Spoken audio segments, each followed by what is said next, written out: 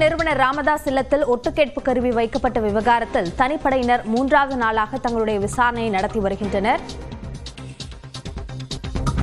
சென்னையை சேர்ந்த சில யூடியூபர்கள், விழுப்புரத்தைச் சேர்ந்த சில செய்தியாளர்களையும் விசாரிக்க காவல்துறை திட்டம் வைத்திருக்கிறது. இது தொடர்பான கூடுதல் விவரங்களை நம்முடைய செய்தியாளர் குணாநிதியிடம் கேட்கலாம்.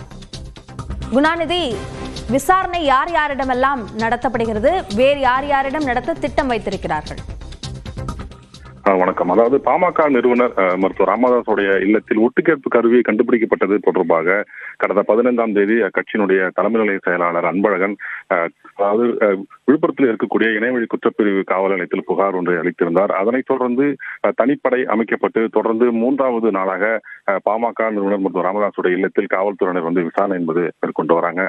மிக குறிப்பாக இந்த ஒட்டுக்கேட்பு கருவி வைக்கப்பட்டதில் யூடியூபர்களுக்கு தொடர்பு இருக்கலாம் என ஒரு சந்தேகம் என்பது எழுந்துள்ளது. அதே போல சில செய்தியாளர்களுக்கும் தொடர்பு இருக்கலாம் என்கிற அடிப்படையில் தொடர்ந்து அடுத்த கட்ட விசாரணை என்பது தொடர்ந்து நடைபெற்று வருகிறது. அவர்களிடம் விசாரணை நடத்துவதற்கான வாய்ப்பு இருப்பதாக காவல்துறை தரப்பில் தகவல் தெரிவிக்கப்பட்டுள்ளது. அதே போல தொலைபேசியினுடைய அலைவரிசையிலையும் தொடர்ந்து காவல்துறையினர் சோதனை என்பது ஈடுபட்டு வராங்க.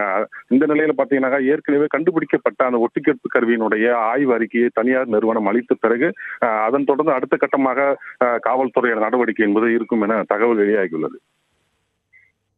தனிப்படையினருடைய விசாரணை குறித்த விவரங்களுக்கு நன்றி குணாநிதி.